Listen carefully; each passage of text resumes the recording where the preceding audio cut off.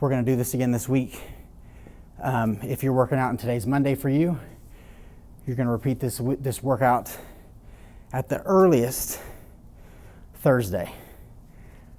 I would probably wait till Friday, but remember, this program is arms.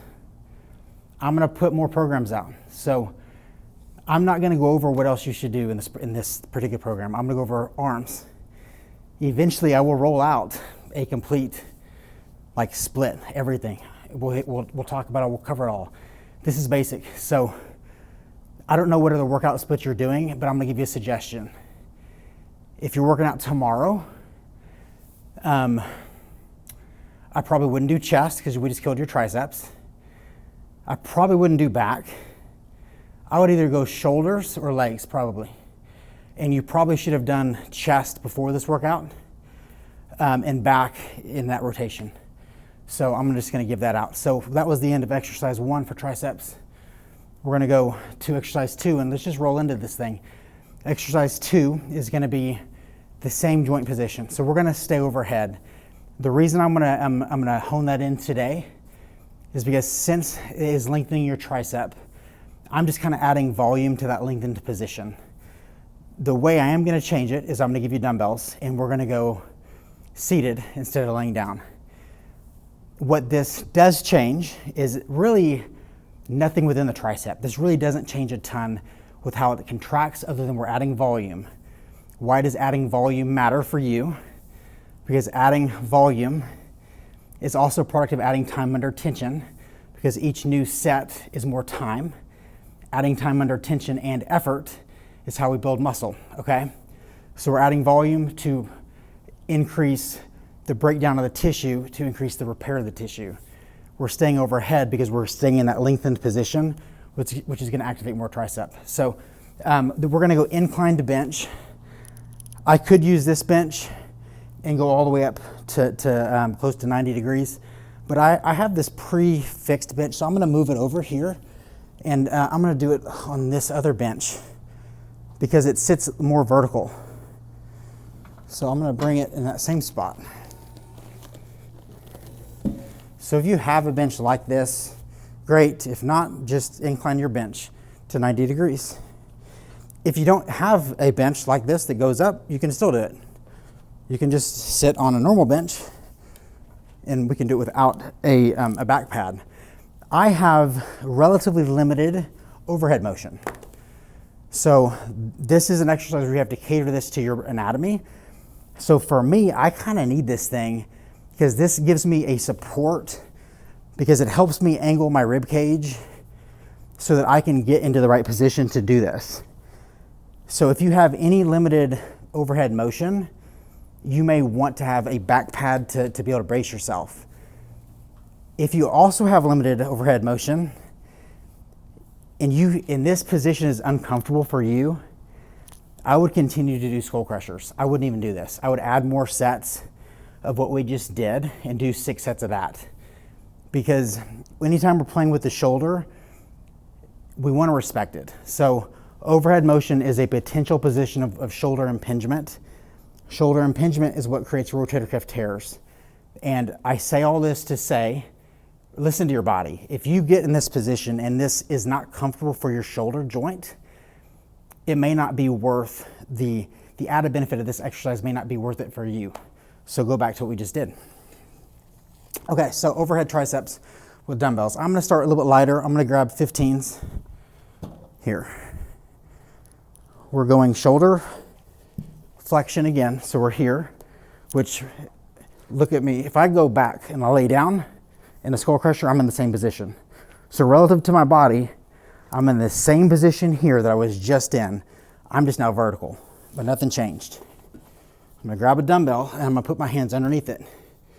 And then what we're gonna do is I'm gonna go completely overhead. I'm gonna lean back against this pad. And the most important thing to get the most benefit is that I don't move my elbows. So I keep my elbows completely still as I do this. So I'm pretty much locked in place and I'm using my tricep to rotate around a fixed elbow like this. That was pretty light. So that was just a form video we're gonna actually do this thing now. 35s. Get your timer ready. Set 1. Minute 5 started. Getting into position here. I'm gonna make my tricep control the dumbbell as I lower. I'm gonna pause here. Tighten first. Squeeze at the top. Control and back down. Pause here. I want you to pay attention to your elbows and make sure they're not moving. I can't get any more overhead than this. This is my max. So if you can get a little bit more overhead, that's fine, but nothing should feel uncomfortable within the joint. I'm going to tell you right now, this weight is probably a little bit light for me. So I will go up on the next set. I'm pretty engaged, but right now I feel like I could do this all day. I'm going to try to make it hard though, so we can still get the most from this set. I'm going to pause here, tighten first. The time just expired. Is set 1. Now, today we're only doing 3 sets, so we don't have as many sets to play with to manipulate the load. So I've increased the weight. I've gone up to 50. First set I had 35 pounds. Now we're gonna go for 50. So if I'm failing before a minute, then I probably got a little bit too aggressive, but let's see what happens. I'm gonna start my clock. A minute 5, I'm grabbing the weight. I'm gonna get underneath it, hands underneath this dumbbell. I'm gonna place it on my shoulder here. And then from here, I'm gonna go overhead with it to get into position. Step 1, I'm gonna make my tricep control the weight. I'm gonna pause. I'm gonna engage my tricep and make it control every inch of the movement.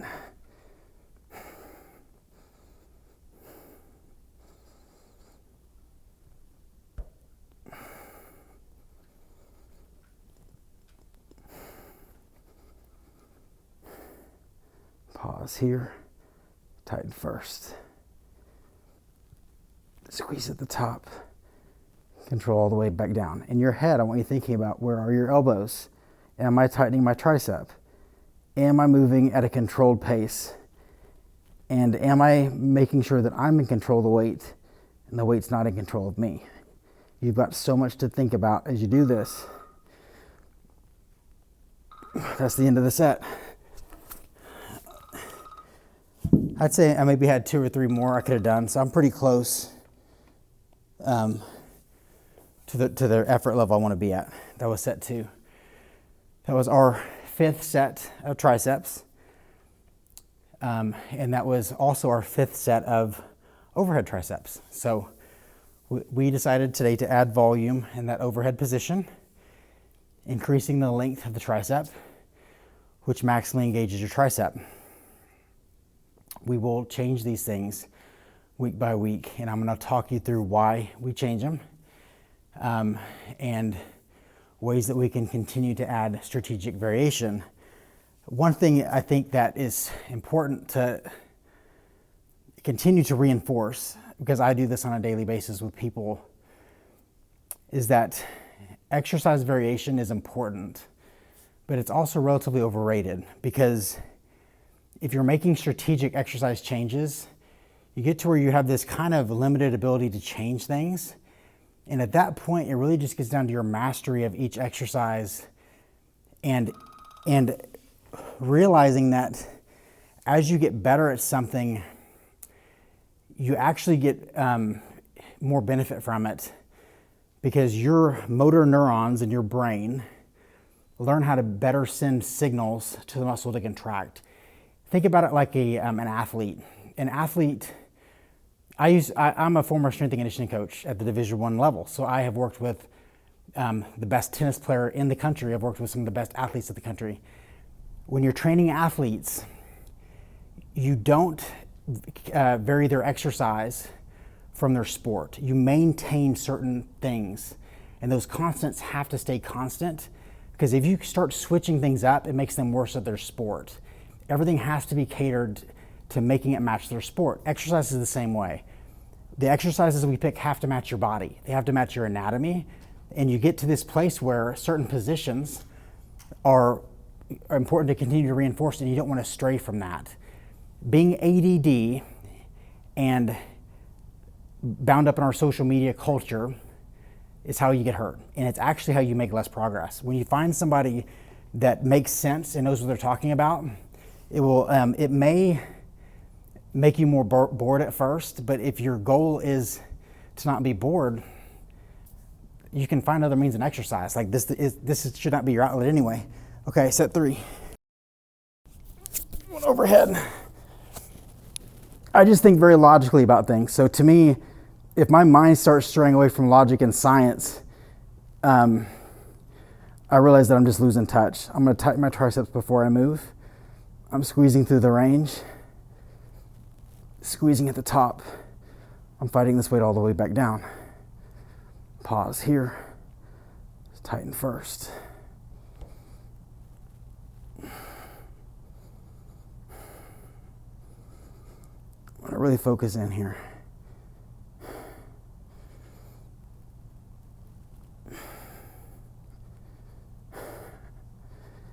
And really think about kind of embracing the exercise. Don't try to escape it mentally. Stay in the moment, stay in the exercise, and learn how to really connect with your muscles. I'm going to try not to let my elbows fall out, so I'm trying to keep them in. Thank God that's it. Man, mother effer, I'm going to finish this. I don't know if y'all are counting my reps, because I'm not, but I did not do very many. I haven't done many in this entire workout. So hopefully this is a little bit of an eye-opener, because this is how I lift. Okay, that was exercise 2, set number 6.